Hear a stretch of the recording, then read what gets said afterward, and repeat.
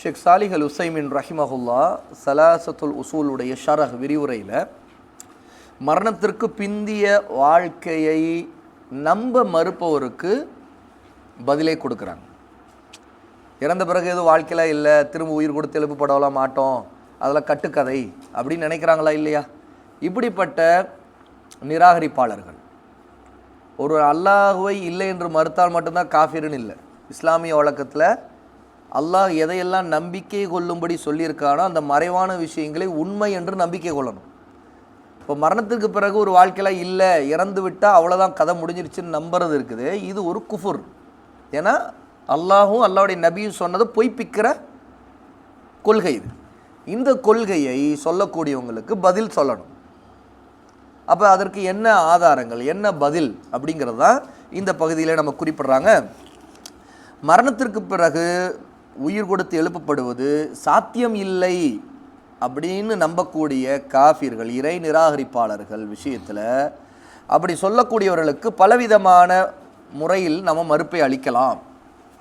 என்னென்ன முறை? முதல்ல ஷரியாவுடைய ஆதாரங்களை வைத்து அளிக்கலாம். அப்புறம் புலன் உணர்வு, ஒரு மனிதனுடைய புலன்களை கொண்டு சிந்திக்கிறதை கொண்டு உணர்றதை கொண்டு ஆதாரங்களை வைக்கலாம். அதற்கடுத்து பகுத்தறிவு, அக்களை கொண்டு சிந்தித்து பார்க்கக்கூடிய இது, இந்த மாதிரியான வழிகளெல்லாம் அதற்கு அந்த கொள்கை, அதாவது மரணத்திற்கு ஒரு வாழ்க்கை இல்லைன்னு சொல்லக்கூடிய கொள்கைக்கு அது ஒரு தவறு, அது ஒரு குஃப்ரான கொள்கை, அது பொய்யான கொள்கைங்கிறத பதிலளிக்கிறாங்கிறாங்க. முதலாவது அல்லாஹ்வுடைய ஷரியத்துடைய ஆதாரங்களை கொண்டு பதிலளிக்கிறது அப்படின்னா பாருங்கள், 64வது சூராவுடைய 7வது ஆயா, ஸஅமல்லதீன கஃபரு அல்லன் யுபஅஸு குல் பலா வரப்பி லதுப்லஅஸுன்ன ஸும்ம லதுப்லஉன்ன பிமா அமில்தும் வஸாலிக அலல்லாஹி யஸீர். இறந்த பிறகு மீண்டும் அவர்கள் எழுப்பப்படவே மாட்டார்கள் என்று காஃபிர்கள் எண்ணிக்கொண்டார்கள். அப்படிதான் நினச்சிக்கிட்டு இருக்கிறாங்க. நபியை நீங்கள் சொல்லுங்கள், அப்படி அல்ல, என் இறைவன் மீது சத்தியமாக, அல்லாஹ்வின் மீது சத்தியம் விட்டு சொல்லுங்கள், நிச்சயமாக நீங்கள் எழுப்பப்படுவீர்கள். பின்னர் நீங்கள் நிச்சயம் என்னவெல்லாம் இந்த உலகத்தில் செய்தீர்களோ அதையெல்லாம் உங்களுக்கு அறிவிக்கப்படும். எழுப்பப்படுவது நடக்கும், இதெல்லாம் நீங்கள் செய்தீங்கன்னு உங்களுக்கே சொல்லி காட்டப்படும். இதை செய்வது அல்லாஹ்வுக்கு ரொம்ப எளிது, அல்லாஹ்வுக்கு கடினம் இல்லை அப்படின்னு அல்லாஹ் தஆலா சொல்கிறான். அப்போ இது முதல்ல எதை குறிப்பிடுங்க கேட்டால், இது உண்மையா பொய்யா? உண்மை, எழுப்பப்படுவது உண்மை. அதற்கு பிறகு விசாரணையின் போது இன்னென்னலாம் நீ செய்தேன்னு சொல்லி காட்டப்படுவது உண்மை. அல்லாஹ் அறிவிப்பானா, செய்தவங்கள்ட்ட விசாரணை நேரத்தில் இதெல்லாம் சொல்லுவான். அப்போ இது உண்மையில் மார்க்கத்தின் ஆதாரம் இருக்குதா இதுக்குன்னா இருக்குது. ஏன்னா இந்த ஆயத்தில் மிக தெளிவாக வந்திருக்குது. அதுவும் இல்லாமல் குர்ஆனில் மட்டும் இல்லை, எல்லா வேதங்களிலும் அல்லாஹ் தஆலா முன்னாடி இறக்கிய வேதங்களையும் இந்த உண்மையை தெளிவாக சொல்லியிருக்கிறான். இது ஒரு ஏகோபித்த கருத்து, இதில் எந்த மாற்று கருத்தில் குழப்பம்லாம் இல்லை. இதை மறுக்கக்கூடியவங்க தான் இதை நம்ப மறுக்கிறனால மறுக்கிறாங்க. சரியா? சரி, இப்போ புலன் உணர்வு, நம்முடைய உணர்வுகளை கொண்டு, கண்ணு, காது, மூக்கு, வாய் அப்படின்னு புலன்கள் இருக்குது. இதை கொண்டு நம்ம ஆதாரமாக என்ன சொல்லலாம் அப்படின்னா, இந்த ஆதாரங்களை குர்ஆனிலிருந்து 2வது சூரா அல் பக்ராவுடைய அத்தியாயத்தில் அல்லாஹ் தஆலா 5 இடங்களில் இதுக்கான உதாரணங்களை கொடுத்துருக்கான்னு ஷேக் சாலிஹ் அல் உசைமின் ரஹிமஹுல்லா குறிப்பிட்றாங்க. நிறைய உதாரணங்கள் இருக்குது, ஆனால் இங்கே ஷேக் எடுத்துக்கொண்டது ஒரு 5 உதாரணங்கள். இது எதுக்கு அப்படின்னு கேட்டால், இறந்தவர்களை உயிர்ப்பித்து எழுப்புவதை இந்த உலகத்திலேயே அல்லாஹ் இதை காட்டியிருக்கிறான் அப்படிங்கிறாங்க. அதாவது இது இனி நடக்க போகுதுன்னு இல்லை, இதுக்கு முன்னாடி இந்த பூமியில் நடந்திருக்கு. என்ன? இறந்தவர்கள் உயிர் கொடுத்து எழுப்பப்படுவது, இது நடந்திருக்குது. அதற்கான வரலாறு ரீதியாக கண்ணால் பார்த்தவங்களுடைய ஆதாரம் இருக்குது.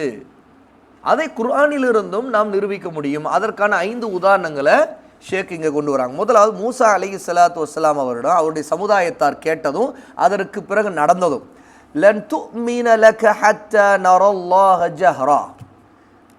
மூசாவை நோக்கி அந்த மக்கள் சொன்னாங்க, நாங்கள் அல்லாஹ்வை கண்கூடா நேரடியாக பார்க்காத வரைக்கும் நாங்கள் நம்பிக்கை கொள்ள மாட்டோம்னு சொன்னாங்க.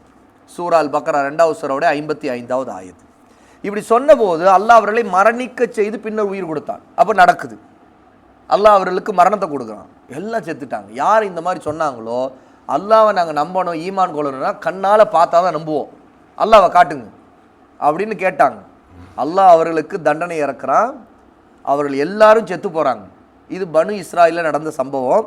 பாருங்கள், அல்லாஹ் தஆலா பனு இஸ்ராயலை நோக்கி சொல்கிறான், وَإِذْ قُلْتُمْ يَا مُوسَى لَنْ تُؤْمِنَ لَكَ حَتَّى نَرَى اللَّهَ جَهْرَةً فَأَخَذَتْكُمُ الصَّاعِقَةُ وَأَنْتُمْ تَنْظُرُونَ ثُمَّ بَعَثْنَاكُمْ مِنْ بَعْدِ مَوْتِكُمْ لَعَلَّكُمْ تَشْكُرُونَ. மூசாவே, நாங்கள் அல்லாஹ்வை கண்ணால் நேரடியாக பார்க்காத வரைக்கும் நாங்கள் உங்கள் மீது நம்பிக்கை கொள்ள மாட்டோம் என்று நீங்கள் சொன்னீர்கள். பனு இஸ்ராயலை நோக்கி சொல்கிறான் அல்லாஹ், மூசாவுடைய சமுதாயம் யூதர்களை நோக்கி. அப்போது நீங்கள் பார்த்து கொண்டிருக்கும் போதே உங்களை ஒரு பெரிய பேரிடி தாக்கிவிட்டது. அல்லாஹ்வுடைய தண்டனை, அல்லாஹ் ஒரு பெரிய இடி இறக்குறான். உடனே அத்தனை பேரும், அந்த மாதிரி சொன்னவங்க அத்தனை பேரும் செத்துட்டாங்க, இடி தாக்கி இறக்குறாங்க. பின்னர் நீங்கள் இறந்த பின், இப்படி இறந்த பிறகு கூட அல்லாஹ் உங்களை மீண்டும் உயிர் கொடுத்தான். அதாவது உங்களை நாம் உயிர் கொடுத்து எழுப்பினோம், நீங்கள் நன்றி செலுத்துவீர்கள் என்பதற்காக. அப்போ இது சூரா பக்ரா 55, 56வது ஆயத்து, 2 ஆயத்தில் சொல்லப்பட்ட சம்பவம். அப்போ இது அல்லாஹ்வால் முடியுங்கிறத நேரடியாகவே பார்த்தவங்க இருந்தாங்க. கண்ணால் பார்த்தாங்க நம்புவேன்னு சொன்னவங்களுக்கு இப்படி தண்டனை கொடுக்கப்பட்டு செத்த பிறகு அவர்கள் திரும்ப உயிர் கொடுத்து எழுப்பப்பட்டாங்க. இது நடந்திருக்குது. 2வது உதாரணம், கொலை செய்யப்பட்ட ஒருவருடைய விஷயத்தில் நடந்த சம்பவம். இது பனு இஸ்ராயலில் நடந்த சம்பவம் தான். அவரை யார் கொலை செய்தது அப்படின்னு தர்க்கம், விவாதம் நடந்துகிட்டு இருக்கு. ஒவ்வொருத்தரும் யாரையும் சொல்கிறாங்க, உண்மை என்ன தெரியல, கொலை செய்தவன் யாருன்னு தெரியல. அப்போ ஒரு மாட்டை அறுத்து அதனுடைய ஒரு பாகத்தை எடுத்து கொல்லப்பட்ட அந்த மனிதனை, செத்த உடம்பை அடிக்கணும். இப்படி அடித்த பிறகு அவர் எழுந்து என்ன சொல்வார், தன்னை யார் கொலை செய்தது அப்படிங்கிறது உண்மையை மக்களுக்கு சொல்வார். இது ஒரு பெரிய அற்புதம். இது எப்படி பாருங்கள், செத்து கிடக்கிறான், உடம்புல உயிர் இல்லை, ஆனால் கொலை செய்யப்பட்டுக்கிறான், ரத்தம் போய் கிடக்குது, செத்துட்டான். ஆனால் அல்லாஹ் கட்டளையிட்டான், அந்த உடம்பு மேலே நீங்கள் ஒரு மாட்டை அறுத்துட்டு அந்த மாட்டுடைய ஒரு சதை துண்டு, கறி துண்டு ஒன்றை எடுத்து அதன் மூலமாக அந்த மனிதனை அடிக்கணும். அடித்த உடனே அவன் உயிர் கொடுத்து எழுப்பப்படுவான் அப்படின்னு அல்லாஹ் தஆலா, இதுவும் சூரா பக்ராவில் வரக்கூடிய 2வது சூரா 72, 73வது ஆயத்தில் வரக்கூடிய செய்தி. وَإِذْ قَتَلْتُمْ نَفْسًا பாருங்க, فَادَّارَأْتُمْ فِيهَا وَاللَّهُ مُخْرِجٌ مَا كُنْتُمْ تَكْتُمُونَ فَقُلْنَا اضْرِبُوهُ بِبَعْضِهَا كَذَلِكَ يُحْيِي اللَّهُ الْمَوْتَى وَيُرِيكُمْ آيَاتِهِ لَعَلَّكُمْ تَعْقِلُونَ. நீங்கள் ஒருவரை கொன்றுவிட்டு, கொலை செய்துவிட்டு அது குறித்து தர்க்கம் செய்து கொண்டிருந்ததை நினைத்து பாருங்கள். அல்லாஹ் சொல்கிறான், நீங்கள் மறைத்து கொண்டு அல்லாஹ் வெளிப்படுத்துவான், வெளிப்படுத்தக்கூடியவன். ஆகவே அதன் அறுக்கப்பட்ட, அதாவது ஒரு பசுவுடைய ஒரு பகுதியால் அந்த மனிதரை அடியுங்கள் என்று சொன்னோம். இவ்வாறே அல்லாஹ் இறந்தவர்களை உயிர்ப்பிக்கிறான். அல்லாஹ் நாடினா உயிர்ப்பித்துருவான். பாருங்கள், நீங்கள் அடித்து உயிர்ப்பிச்சான். அல்லாஹ் நாடினா எதையும் செய்வான். நீங்கள் விளங்க வேண்டும், நீங்கள் புரிந்து கொள்ள வேண்டும் அப்படிங்கிறக்கா இந்த சான்றுகளை உங்களுக்கு அவன் காட்டுகிறான். 3வது உதாரணம், மரணத்திலிருந்து தப்புவதற்கு ஆயிரக்கணக்கான மக்கள் தங்களுடைய வீடுகளை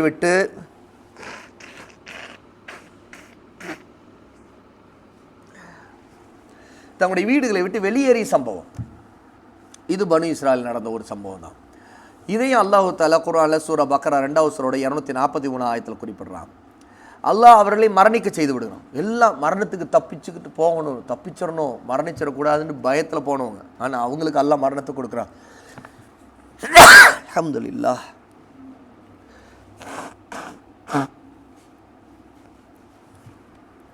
மரணத்தை கொடுத்துட்டு பிறகு அல்லாஹ் அவர்களை திரும்ப உயிர் கொடுத்து எழுப்புறான். இந்த சம்பவம் பாருங்க. அலம் தர இலல்லதீன ஹரஜு மின் தியாரிஹிம் வஹும் உலூஃபுன் ஹதரல் மௌத். மரணத்திற்கு பயந்து தங்களுடைய ஊர்களை விட்டு வெளியேறி, அல்ஹம்துலில்லாஹ், வெளியேறி சென்ற மக்களை நபியை நீங்கள் பார்க்கவில்லையா? யஹ்திகுமுல்லாஹு யுஸ்லிஹு பாலக்கும். அவர்கள் ஆயிரக்கணக்கில் இருந்தார்கள், சரியா? ஃபகால லஹுமுல்லாஹு மூது.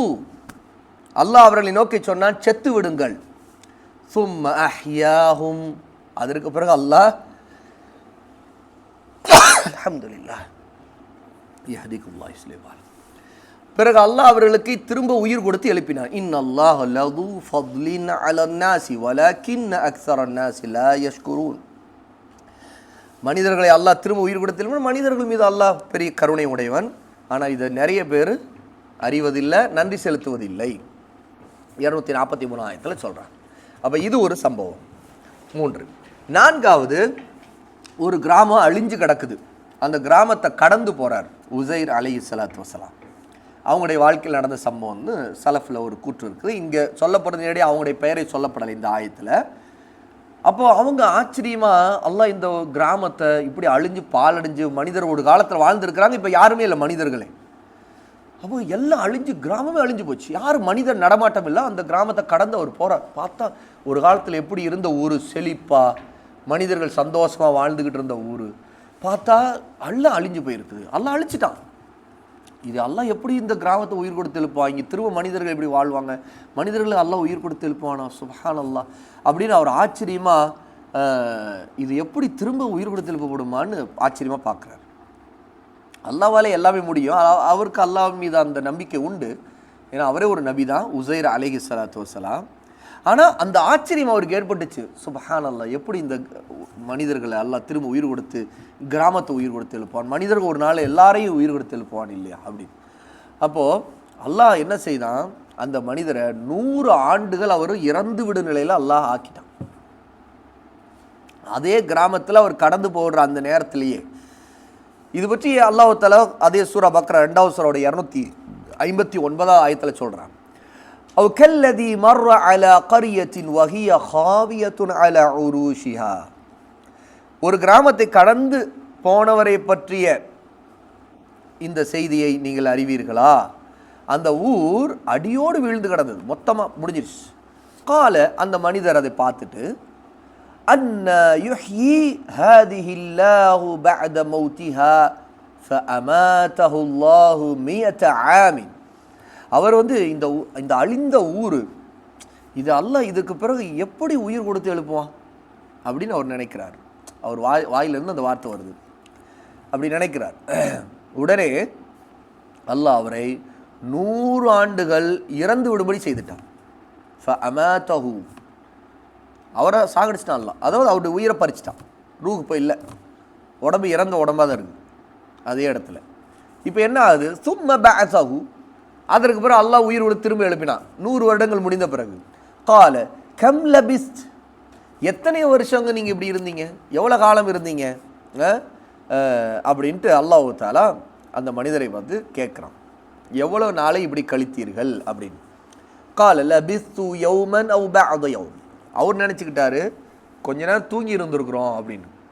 ஒரு நாளோ இல்லை அரை நாளோ இருக்கும் அப்படின்னு நினச்சி, ஒரு நாள் அரை நாளோ இல்லை ஒரு நாளில் கொஞ்சம் நேரம் தூங்கிட்டோம் அப்படின்னு அவர் நினச்சிக்கிட்டார். கால, ஆனால் அல்லாஹ் சொன்னான், பல் லபிஸ்த 100 ஆமின், அப்படி அல்ல, நீங்கள் 100 ஆண்டுகளை கழித்து விட்டீர்கள், இப்படியே இருந்தீங்க, 100 ஆண்டுகள் போயிடுச்சு.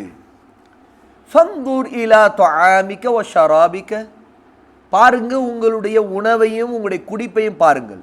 லம் யதசன்ன, ஆனால் அந்த உணவும் குடிப்பும் எதுவும் கெட்டு போகவே இல்லை. கெட்டு போகாமல் இருக்கிறத பார்ப்பீங்க. ஏன்னா அவர் பயணத்தில் வர்றாரு இல்லையா, அந்த வழியை அவர் கடந்து போகிறாரு. கடந்து போகும்போது பயணிகளாக இருக்கிறவங்க எப்பயும் உணவு கொண்டு வந்திருப்பாங்க, தண்ணீர் குடிக்கிறதுக்கு.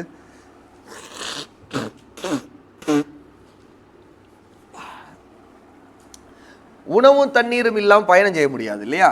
அப்போது அவருடைய உணவும் தண்ணீரும் இருக்குது, அங்கே கொண்டு வந்து அப்படி தான் இருக்குது, ஏன்னா கெட்டு போகலை.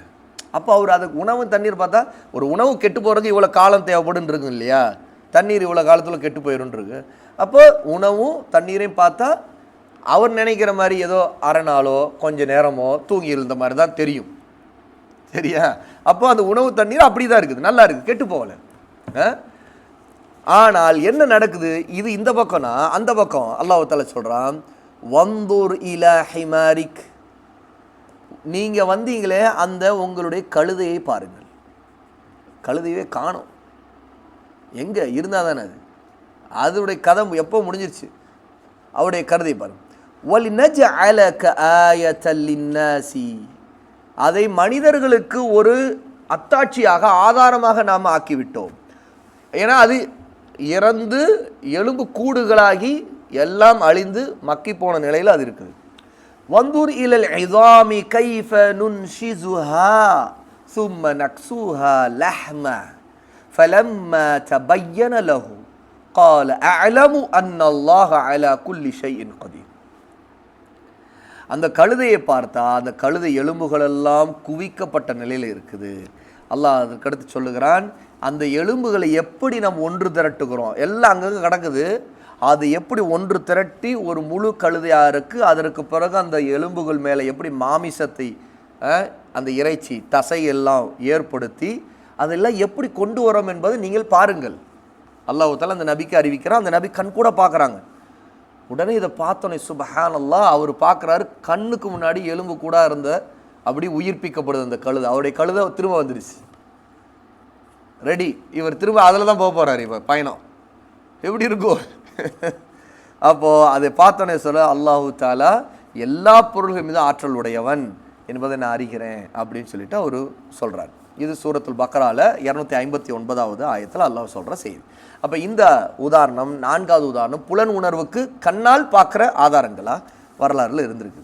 5வது, இப்ராஹிம் அலைஹிஸ்ஸலாத்து வஸ்ஸலாம், அல்லாஹ்வுடைய நெருங்கிய நண்பர் கலீல், அவங்களுக்கு ஒரு ஆசை வந்து இறந்தவர்களை அல்லாஹ் எப்படி உயிர்ப்பிக்கிறான்னு பார்க்கணும் அப்படின்னு.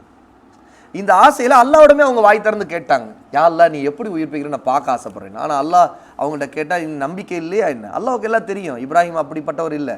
ஆனால் அவர்கிட்டருந்து என்ன பதில் வருது அப்படின்னா அதை தான் அல்லாஹ் நமக்கு உணர்த்துறான். நான் என்னுடைய உள்ளம் அமைதி அடையணும், நான் பார்க்க ஆசைப்படுறது ஒரு விஷயத்தை அத்தாட்சி, அல்லாஹ்வுடைய அந்த குதிரத்தை ஆட்சி, அந்த அத்தாட்சியை பார்த்தா தனக்கு உள்ளம் அமைதியாகும். அல்லாஹ் எப்படி உயிர் கொடுத்துருப்பான்னு தெரிஞ்சுக்கணும்னு ஆசை இப்ராஹிம் அலைஹிஸ்ஸலாத்து வஸ்ஸலாம். அப்போ அல்லாஹ் அவர் என்ன சொன்னால், 4 பறவைகளை அறுத்துருங்க, பிடிங்க, அறுத்துருங்க, துண்டு துண்டாக ஆக்கிருங்க. அறுத்தது மட்டும் இல்லை, துண்டு துண்டாக கூறு கூறாக போட்டு இப்ராஹிம் அலைஹிஸ்ஸலாத்து வஸ்ஸலாம் அந்த நேரத்தில் இருந்த மலைகளை சுற்றி, மலைகள் மேலே அதை கூறு கூறாக அங்கே அந்த இறைச்சி துண்டுகளை அங்கே கொண்டு போய் வச்சுருங்க. அறுத்தது பறவைகள், 4 பறவைகள் எல்லாம் கைமா பண்ணியாச்சு, எல்லாம் துண்டு துண்டாக வெட்டி கொத்தியாச்சு. அதை கொண்டு போய் கொஞ்சம் இறைச்சி ஒரு மலையில் இன்னொரு மலையில் இப்படி அங்கே இருக்கிற சுற்றி இருக்கிற மலைகளில் அங்கே போய் வச்சுருங்க. வச்சுட்டு அதுக்கு பிறகு நீங்கள் அதை அழையுங்கள். அழைச்சோடனே அந்த பறவைகள் இவங்க அறுத்த அந்த 4 பேர் உயிரோடு அப்படியே திரும்ப அல்லாஹ்வால் படைக்கப்பட்டு திரும்ப வரும்.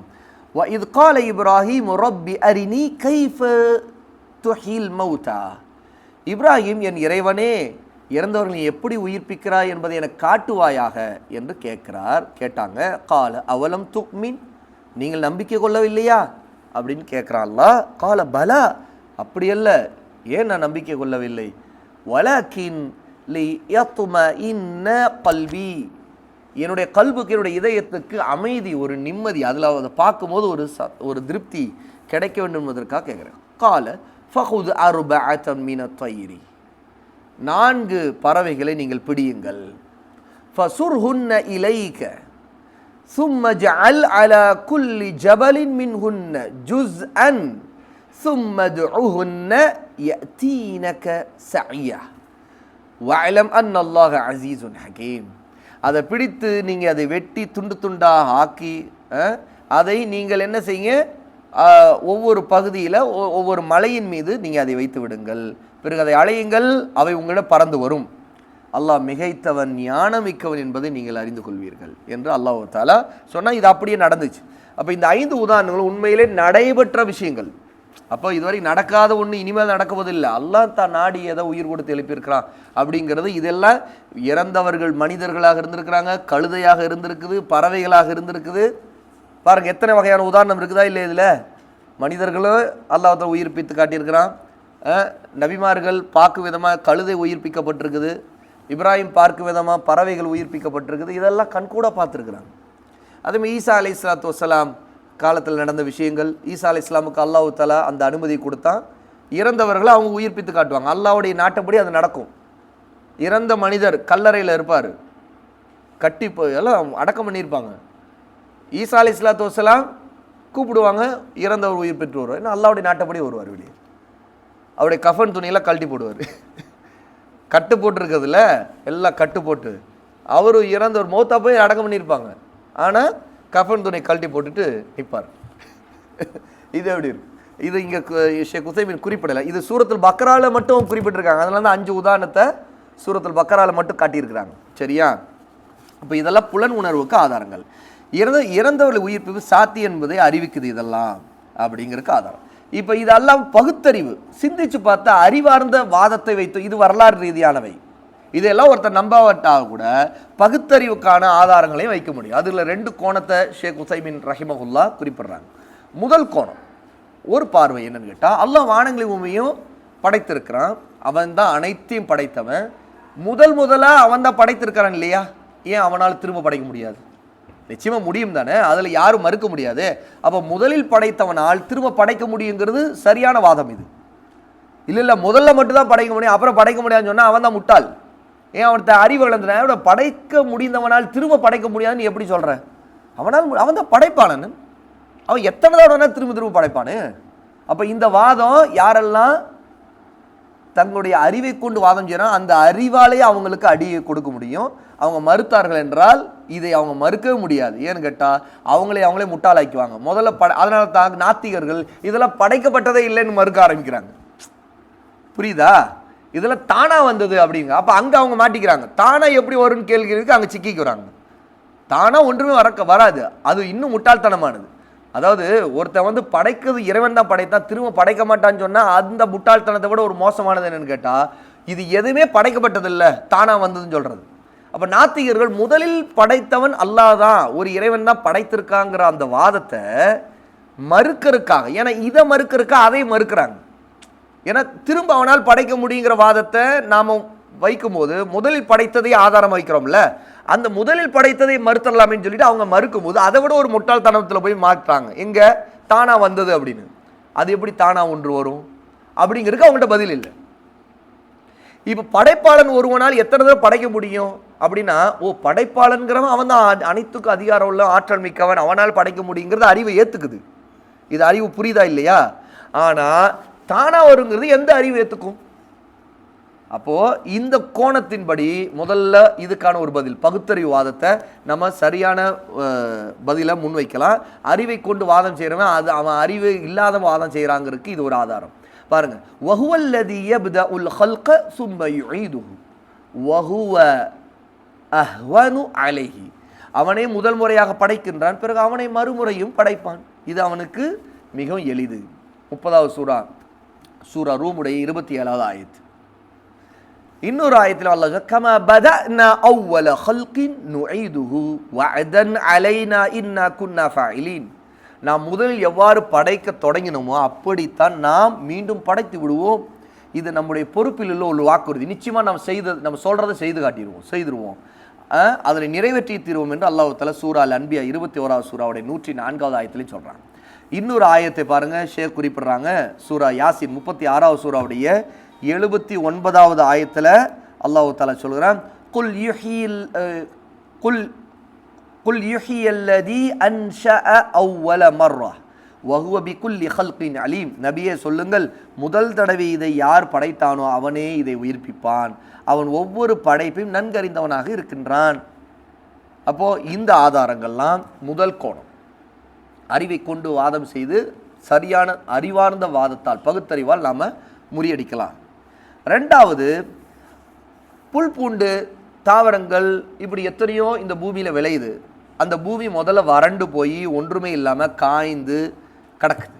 அப்போ உயிர் இல்லாமல் இருக்குது. இந்த பூமியில் திரும்ப எல்லாம் உயிர் கொடுக்குறான், மழையை பொழிவிக்கிறான், அப்படி பசுமையாக உயிர் பெறுது. எது? பச்சை புல்வெளிகள், மரங்கள், செடி கொடிகள் எல்லாம் வளர ஆரம்பிக்குது, விதவிதமான தாவரங்கள் முளைக்குது. அப்போ இதை அல்லாஹ் நடத்தி காட்டுறான். இறந்து போன பூமிக்கு உயிர் கொடுக்கக்கூடிய அல்லாஹ், அவனால் இந்த பூமியில் இறந்தவர்களுக்கு உயிர் கொடுக்க முடியும். இதை கண்கூட பார்க்குறோம், அறிவு இதை ஏற்றுக்குது. ஆமாங்க, அல்லாஹ்வால இது முடியுதுன்னா அதையே முடியாதுன்னு சொல்ல முடியும் அப்படிங்கிற வாதத்தை நாம் இந்த இடத்துல புரிஞ்சுக்கிறோம். அப்போது இறந்தவர்கள் உயிர்ப்பிக்கப்படுவார்கள் அப்படிங்கிற அந்த உண்மையை அதை நிரூபிக்கக்கூடிய ஆதாரமாக நாம் இதையும் முன்வைக்க முடியும். இந்த இரண்டாவது கோணத்தின்படி பச்சை புல் பூண்டுகள் தாவரங்கள் எல்லாவற்றையும் அல்லாஹ்வுத்தாலா ஒரு வறண்ட பூமியிலிருந்து படைத்து உயிர்ப்பிக்கிறான். இறந்த பூமி உயிர்ப்பிக்கப்படுகிறது என்றால் நிச்சயமாக அல்லாஹ் சுப்ஹானஹு வ தஆலா இதையே ஒரு ஆதாரமாக நம்ம காட்டியிருக்கிறான். இறந்தவர்கள் நிச்சயமாக உயிர்ப்பிக்கப்படுவார்கள், அல்லாஹ்வால் அது முடியும் அப்படிங்கிற இந்த கோணம்.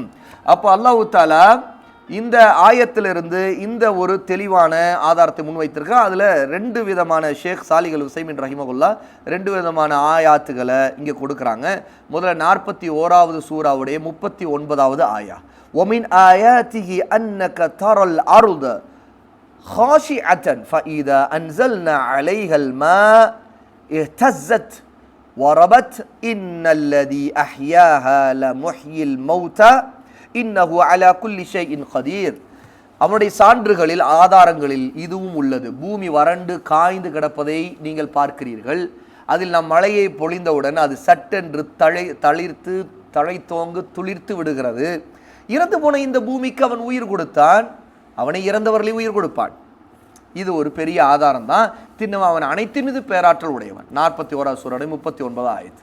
அதே மாதிரி அல்லாஹ் தஆலா சூரா காஃப் 50வது சூராவுடைய 9லிருந்து 11வது உள்ள ஆயத்துக்களில் இதே கருத்தை குறிப்பிட்டிருக்காரு ஷேக் அவர்கள் குறிப்பிட்றாங்க. அப்போது இன்னைக்கு வழிகட்ட கூட்டத்தில் இருக்கிறவங்க, வழிகட்ட சிந்தனையில் உள்ளவங்க கபரில் நடக்கிற வேதனையை கூட இன்பத்தை கூட மறுக்கிறாங்க. கபரில் ஒன்றுமே நடக்காது, அதெல்லாம் எப்படி நடக்கும், அதெல்லாம் என்ன, அதெல்லாம் நம்பர் மாதிரியா இருக்குது அப்படின்னு நினைக்கிறாங்க இல்லையா. கபருடைய உலகம்னு ஒரு தனி உலகம் இருக்கிறதெல்லாம் அவங்களுக்கு நம்ப முடியல. அது சாத்தியம் இல்லாது, யதார்த்தத்துக்கு முரணானது அப்படின்னு மறுக்கிறாங்கல்ல. இதற்கும் இந்த ஆதாரங்களே அவங்களுக்கு பதில் தான். அல்லாஹ்வால முடியும், கபரிலே அல்லாஹ் உயிர் கொடுத்து எழுப்புவான், அங்கேயும் பல விஷயங்கள் நடக்கும். அதனால் அல்லாஹ்வால் முடியாது எதுவும் இல்லை அப்படிங்கிறதும் தெரியுது. கபரு சுருங்கிறது, விரியறது, விசாலமாகிறது, கபருக்குள்ள சொர்க்கத்தின் ஒரு சோலை கதவு திறக்கப்படுறது, நரகத்தின் ஒரு குழி அது மாற்றப்படுது. இதில் நம்ம எல்லா விஷயங்களும் இந்த அறிவார்ந்த வாதத்தை கொண்டு நம்ம உண்மையாக நிரூபிக்க முடியும் அப்படிங்கிறது தெரியுது. இப்போ மார்க்க ஆதாரங்கள் சிலதையும் ஷேக் அவர்கள் இங்கே குறிப்பிட்றாங்க. மண்ணறையில் வேதனை இன்பம் உண்டு என்பதற்கான மார்க்க ஆதாரங்கள், சரியா? அதில் அது சம்பந்தமாக விரிவாக இப்னு அப்பாஸ் ரலியல்லாஹு ஹதீஸ் ஒரு பெரிய ஆதாரம் கபூரில் நடக்கக்கூடிய விஷயங்களுக்கு. அது மார்க்க ஆதாரம். அதுக்கான மார்க்க ஆதாரம் என்ன அப்படின்னா, இப்போ கவனிங்க, ரசூல் ஸல்லல்லாஹு அலைஹி வஸல்லம் மதீனாவுடைய ஒரு தோட்டத்திலிருந்து வெளியேறி கிளம்பி போயிட்டு இருக்கும்போது கபறுகள் இருக்கக்கூடிய ஒரு இடத்துல 2 கபறுகளில் நடக்கக்கூடிய வேதனைகளை பற்றி மக்களுக்கு அறிவிக்கிறாங்க. அதில் ஒருத்தர் சிறுநீர் கழித்து விட்டு அவர் மறைக்க மாட்டார், சிறுநீர் கழிக்கும் போது அல்லது சுத்தம் செய்ய மாட்டார். அல்ஹம்துலில்லாஹ் யஹ்திகுமுல்லாஹ் இஸ்லாம. இன்னொருத்தர் கோல் மூட்டி கொண்டு வருவார் மக்களுக்கு மத்தியில். இந்த 2 பேருக்குமே தண்டனைகள் கொடுக்கப்பட்டுக்கிட்டு இருக்கு. அப்போது ரசூல் ஸல்லல்லாஹு அலைஹி வஸல்லம் இதை அறிவித்தது கொண்டு இப்னு அப்பாஸ் ரலியல்லாஹு அன்ஹு ஹதீஸ் அறிவிக்கிறாங்க புகாரில் 6055. அப்போ கபறுகளுக்குள்ள இதெல்லாம் நடக்கிறது அப்படிங்கிற இந்த உண்மையை மார்க் ஆதாரத்தை கொண்டு நாம் தெரிஞ்சுக்கிறோம். இப்போ இன்னொன்று புலன் உணர்வுடைய ஆதாரம். இப்போ இது மார்க் ஆதாரம் பார்த்து புலன் உணர்வுகள், நம்முடைய உணர்வுகளால் நம்ம உறுதி செய்யக்கூடிய ஆதாரங்கள் இருக்குது. என்ன? தூங்குபவர் கனவு காண்றார். அப்போது அவர் கனவு பார்க்கும்போது பார்த்தா ஷேக் உசைமின் சொல்கிறாங்க, ஒரு பசுமையான விசாலமான இடத்துல அவர் இருக்கிற மாதிரி, அங்கே சந்தோஷமாக விளையாடுற மாதிரி, அல்லது அந்த பசுமையான ஒரு தோட்டத்தில் அவர் உழவுற மாதிரி, நல்ல அருமையான காற்று வாங்குற மாதிரி, எப்படியோ பலவிதமான விஷயங்களை உணர்றார். இல்லைன்னா ஒரு நெருக்கடியான ஒரு தனிமையில் இருந்துக்கிட்டு இருக்கிற மாதிரி, அதில் கஷ்டப்படுற மாதிரி, துன்பப்படுற மாதிரி, வேதனைப்படுற மாதிரி, கத்துற மாதிரி, இப்படி பல விஷயங்களை கனவுல பார்க்குறார். அவர் சில நேரத்தில் தான் கண்ட கனவினால் விழித்துக்கொள்ளவும் செய்கிறார், சில நேரத்தில் விழிக்கிறது இல்லை. அப்படியே தன்னுடைய படுக்கையிலேயே இருந்தவாறே இருக்கிறார், எல்லாத்தையும் பார்க்குறாரு.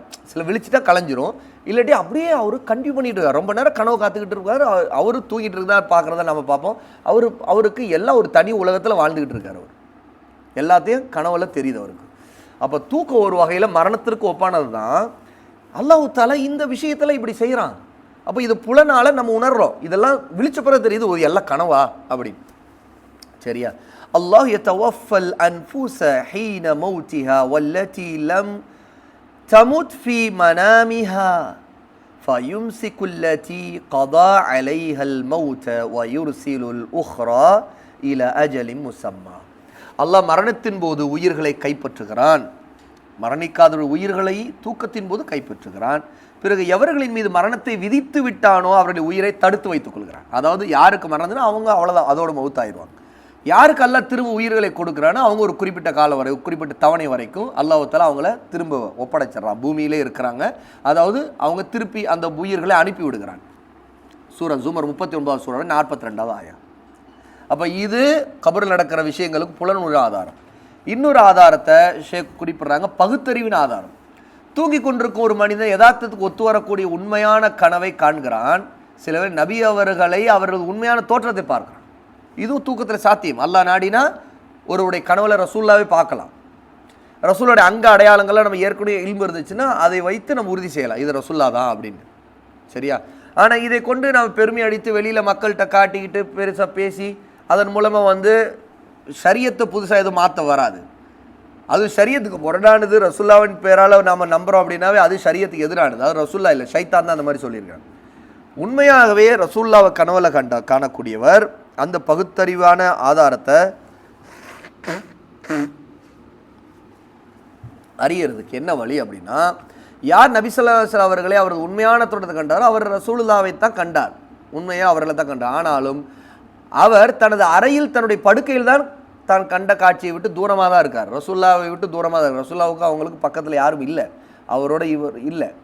ஆனாலும் இவ்வுலக நிலைகளில் இது சாத்தியம் எனும் அப்படிங்கும்போது இது சாத்தியம்தான் அப்படிங்கிறத விரும்பும். மறு உலக நிலைகள் பல விஷயம் சாத்தியமா?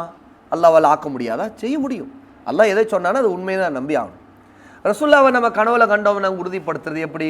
முதல்ல ஷைத்தானுடைய அல்ல ஹராமான விஷயங்கள் எதுவும் அதில் இருக்காது. ஏன்னா ரசூலுல்லாஹி ஸல்லல்லாஹு அலைஹி வஸல்லம் தோற்றத்தை பற்றி என்ன ஹதீஸ்களில் நம்ம ஆதாரப்பூர்வம் அறியுமோ அதுக்கெல்லாம் ஒத்து இருக்கும். மூன்றாவது, நல்லடியார்களுக்குத்தான் அல்லாஹ் தஆலா இப்படிப்பட்ட உணர்வுகளை அந்த கனவின் மூலமாக வெளிப்படுத்துவான். அப்போ ரசூல்லாவை கண்டவர் ரசூல்லாவை தான் கண்டேன். ஏன்னா ரசூல்லாவுடைய தோற்றத்தில் ஷைத்தானால் வர முடியாதுங்கிறாங்க ரசூல்லா. புகாரில் வரக்கூடிய ஹதீஸ். கனவில் என்னை கண்டவர் என்னை தான் கண்டார், ஏனென்றால் என்னுடைய உருவத்தில் ஷைத்தான் வர முடியாது. ஷைத்தான் மற்றவங்க உருவத்தில் வந்துடுவான், ஆனால் ரசூல்லாவுடைய தோற்றத்தை அவனால் எடுக்க முடியாது. அப்போ இந்த மாதிரி சில ஆதாரங்களும் பகுத்தறிவை கொண்டு நாம் உணர முடியும். அப்போது மன்னரையில் வேதனை இன்பம் ஏற்படுவது சாத்தியம் இல்லாதது, யதார்த்த முரணாது என்று சொல்பவருடைய சொல்லு அப்பட்டமான பொய்யுங்கிறது இதையெல்லாம் உறுதிப்படுத்துது. ஏன்னா மன்னரையில் அது விசாலமாகிறது, அது சுருங்கிறது, இந்த மாதிரி நடக்கிற மாற்றங்கள் எல்லாமே ஆதாரப்பூர்வமாக நம்ம உறுதி செய்ய முடியும். இப்படி அதுக்கு மார்க்க ஆதாரம் இருக்குது, புலன் உணர்வின் ஆதாரம் இருக்குது, பகுத்தறிவு ஆதாரம் இருக்குது. இப்போ இதில் இருந்து நம்ம தெரிஞ்சுக்கிறது, முதலாவது மார்க்கம் கூறுகின்ற உண்மையில் இது போன்ற பலவீனமான சந்தேகங்களை கொண்டு ஆட்சேபிக்க முடியாது. இது சும்மா கற்பனைகளை வச்சு சந்தேகங்களை வச்சு நம்ம ஆட்சேபிக்க முடியாது. இவற்றை கொண்டு ஆட்சேபிப்பது மார்க்கம் கொண்டு உண்மைகளை சிந்திக்க வேண்டிய முறைப்படி சிந்தித்து பார்த்தால் இந்த சந்தேகங்கள் தவறானவை என்பது தெரிஞ்சுக்கலாம். இந்த மாதிரி கபருடைய விஷயங்கள்லாம் உண்மையா இல்லையான்னு குழப்பத்துக்கு ஆளாங்கன்னா அவங்க சரியான முறையில் கல்வியை கற்றுக்கொண்டு தெளிவு பெறணும். ரெண்டாவது, மன்னரில் நடக்கக்கூடிய எல்லாமே புலன்களை அறிந்து கொள்ள முடியாத மறைவான விஷயங்களை சேர்ந்தவை. எல்லாத்தையும் உறுதிப்படுத்த முடியுமா? நம்மால் புலனால் அறிய முடியாத விஷயங்களும் இருக்குது. அப்போது அது ஆதாரங்களை கொண்டு மறைவான விஷயங்களை உறுதிப்படுத்தணுமே தவிர நம்மால் புலனால் நம்முடைய உடல் உறுப்புகளாலே அறிந்தாகணும், அப்போ தான் நம்புவேன், ஆராய்ச்சி கொண்டு அறிந்துருவேன்லாம் வாய்ப்பு இல்லை. அப்போ மறைவான விஷயங்களை நம்பும்போது ஆதாரங்களை அறியணும், அதை கொண்டு நம்பிக்கை கொள்ளணும். மூன்றாவது, மன்னரையில் உள்ள வேதனைகள், சுகங்கள், அதனுடைய விசாலம், நெருக்கடி, சரி, இந்த மாதிரி விஷயங்கள் மரணித்தவர் தானே தவிர மற்றவர்கள் அறிய முடியாது. மரணித்தவர்கள் தான் அதை உணர்வாங்க. சரியா? இது தூங்குவன் தன் ஒரு நெருக்கடியான தனிமையான இடத்தில் இருப்பதாகவோ அல்லது பசுமையான விசாலமான இடத்துல கனவு போலவோ இருக்கிறதாம் இல்லையா? அது போன்ற அது அந்த சம்மந்தப்பட்டவன் தான் அறிய முடியும், தூங்குறவன் தானே அறிவான். அது போல தான் அந்த இறந்தவர்கள் தான் அதை அறிவாங்க, நமக்கு தெரியாது. அப்படி இருக்கும்போது நாம் அதை ஒப்பிடக்கூடாது, நம்ம அறிவை கொண்டு நம்ம நிரூபிக்க முடியாது. பல விஷயங்கள், இப்போ ஒரு கபரில் இருக்கிறவனுக்கு பாம்பு அவனுக்கு தீண்டுவதும் அவனை பாவிக்கு தண்டனை பாம்புகள் மூலமாக கொட்டப்படுவதும் இதெல்லாமே அவன் தான் அறிவான். ஆனால் இன்றைக்கி நிறைய பேர் வீடியோக்களில் ஒரு பாம்பு இருந்தது, ஒரு ஃபோட்டோ இருந்தது, அந்த ஃபோட்டோவில் பாம்பு இருந்தது, இந்த மாதிரி இருந்துச்சு, அந்த மாதிரி இருந்துச்சுன்னு காட்டுறது எல்லாம் பொய். அதெல்லாம் நம்பவும் கூடாது நம்ம. ஏன்னா இதெல்லாம் மறைவான விஷயங்கள். மறைவான விஷயங்கள் இப்படி வெளிப்படையாக பார்க்கக்கூடிய காரியங்களும் ஒப்பிட்டு காட்டி பேசுகிறது எல்லாமே ஃபேக் அப்படிங்கிறத நம்ம தெரிஞ்சுக்கணும். அவை அதன் அடிப்படையில் நம்புறதில்ல, நம்ம ஆதாரத்தின் அடிப்படையில் நம்புகிறோம். சரியா? ரசூலுல்லாஹி ஸல்லல்லாஹு அலைஹி வஸல்லம் தம் தோழருக்கு மத்தியில் இருக்கும்போது வஹி வந்திருக்குது. நபி ஸல்லல்லாஹு அலைஹி வஸல்லம் கேட்கின்ற அந்த வஹி தோழர்கள் கேட்காது. சில சமயம் மலக்குகள் மனித வடிவில் வந்திருப்பாங்க, ரசூல்லா தான் அறிஞ்சிருப்பாங்க, சஹாபாக்கள் யாரும் அறிஞ்சிருக்க மாட்டாங்க. ஆனால் சஹாபாக்கள் இது எல்லாத்தையும் ரசூல்லா சொன்னாங்க, உண்மையை படுத்தினாங்க, நம்பினாங்க. அதே மாதிரி நாம் நம்பித்தான். சரியா? நான்காவது, மனிதர்களுடைய அறிவு அல்லாஹ் தனது அறிவிலிருந்து எந்த அளவுக்கு அவர்களுக்கு வழங்கிறாரோ அந்த அளவுக்கு தான் அதை அறிஞ்சு கொள்ள முடியும், அந்த அறிவால் உணர முடியும், புரிஞ்சுக்க முடியும். அதை தாண்டி எவ்வளோ விஷயங்கள் இருக்குங்கிற உண்மையை நம்ம ஏற்று தான் ஆகணும். 7 வானங்கள், பூமி, அதில் உள்ள எல்லா விஷயங்களும் அல்லாஹ்வை புகழ்ந்து துதிக்குது. இது யாராவது நம்ம அறிய முடியுமா? நேரடியாக காதால் கேட்குறோமா? இருக்கிறது இல்லை. பல விஷயம் உணர முடியாது. ஆனாலும் அல்லாஹ் அதை உண்மைன்னு சொல்லியிருக்கா, நான் நம்பணும். இதெல்லாம் மறைவான விஷயங்களாக நடந்து கொண்டிருக்குது அப்படிங்கிறாங்க ஷேக். சரியா? துஸப்பிஹு லஹு ஸமாவாத்து ஸப்உ வல் அர்து வமன் ஃபீஹின்ன வ இன் மின் ஷைஇன் இல்லா யுஸப்பிஹு பிஹம்திஹி வலாக்கின் லா தஃப்கஹூன் தஸ்பீஹஹும். 7 வானங்களும் பூமியிலும் அவற்றில் உள்ள அனைத்து அல்லாஹ்வை துதித்து கொண்டே இருக்கின்றன. எந்த புறம் அவனை துதிக்காமல் புகழாமல் இருப்பதே இல்லை. நீங்கள் அதை புரிந்து கொள்ள மாட்டீர்கள் துதி செய்வதை என்று அல்லாஹ் சொல்றான். 17வது சூராவுடைய 44வது ஆயத்துல. அப்போ இந்த வானங்கள் பூமியில் எல்லாமே அல்லாஹ்வை தஸ்பீஹ் செய்யுது. ஆனால் நம்ம உணர முடியறது இல்லையே. சரியா? உணர முடியறது இல்லை. இப்படித்தான் ஷைத்தானும் ஜின்களும் பூமியில் வருவதும் போவதுமா திரிந்து கொண்டே இருக்குது. சுற்றிக்கிட்டே தான் இருக்குது, போகுது வருது, எல்லாம் நடக்குது. நபி ஸல்லல்லாஹு அலைஹி வஸல்லம் கூட ஜின்கள் வந்தன. நபி ஸல்லல்லாஹு அலைஹி வஸல்லம் குர்ஆன் ஓதுவதை மௌனமாக அந்த ஜின்கள் கேட்டுக்கிட்டு இருந்தது. பின்னர் அச்சமுட்டு எச்சரி செய்பவர்களாக தமது சமூகத்திடம் போய் அந்த ஜின்கள் பேசிச்சு.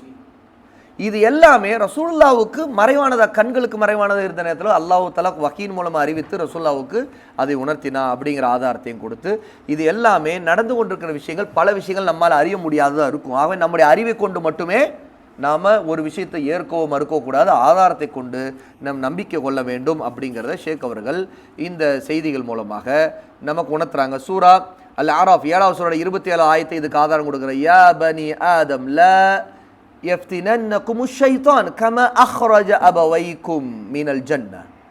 ஆதமுடைய மக்களே, எவ்வாறு ஷைத்தான் உங்கள் தாய் தந்தை ஆதம் ஹவ்வாவை ஏமாற்றி சொர்க்கத்தை வெளியேற்றினானோ அதுபோல அவங்களுடைய வெட்கத்தன்மை பரஸ்பரம் வெளிப்படுத்த வேண்டும் என்பதற்காக செய்தானோ அப்படி ஆடைகளை விலக்கி அவன் கலைந்து இப்படி செய்த குழப்பத்தை போல உங்களுக்கு அவன் ஃபித்னாவை குழப்பத்தை ஏற்படுத்தி விட வேண்டாம். யன்ஸிஉ அன்ஹுமா லிபாசுஹுமா லியுரியஹுமா சௌஆத்திஹிமா இன்னஹு யராக்கும் வஹுவ கபீலுஹு மின் ஹைது லா தரவுனஹும் இன்னா ஜஅல்னா ஷயாத்தீன அவுலியா லில்லதீன லா யுமினூன்.